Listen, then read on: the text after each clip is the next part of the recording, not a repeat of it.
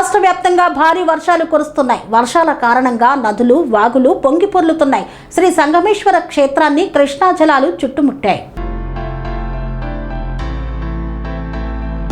ఏపీలో రాష్ట్ర వ్యాప్తంగా భారీ వర్షాలు కురుస్తున్నాయి. వర్షాల కారణంగా నదులు, వాగులు, వంకలు పొంగిపొర్లుతున్నాయి. ప్రాజెక్టులకు జలకల వచ్చింది. ఇక శ్రీశైలం ప్రాజెక్టు సైతం నిండిపోయింది. ప్రాజెక్టులో బ్యాక్ వాటర్ పెరగడంతో శ్రీ సంగమేశ్వర క్షేత్రాన్ని కృష్ణా జలాలు చుట్టుముట్టాయి. నీటి మట్టం పెరగడంతో వేపతారు శివలింగానికి పురోహితులు ప్రత్యేక పూజలు నిర్వహించారు. గంగమ్మ తల్లికి ఆలయ ప్రధాన అర్చకులు తెలకపల్లి రఘురామ శర్మ భక్తి శ్రద్ధలతో చీర, సారే సమర్పించారు. ప్రాజెక్టుకు కృష్ణా జలాలు సంపూర్ణంగా ముంచెత్తడంతో కొద్ది నెలల పాటు వేపతారు శివలింగం నీటిలోనే దర్శనం ఇవ్వనుంది. ప్రతి ఏడాది వర్షాకాలం వచ్చిందంటే ఈ ఆలయం చుట్టూ నీరు చేరుతుంది. ఆలయం సైతం నీటితో నిండిపోతుంది. అయినప్పటికీ భక్తుల రద్దీ మాత్రం తగ్గదు. పడవల్లో వచ్చి సైతం శివుడిని దర్శించుకొని భక్తులు పూజలు చేస్తుంటారు.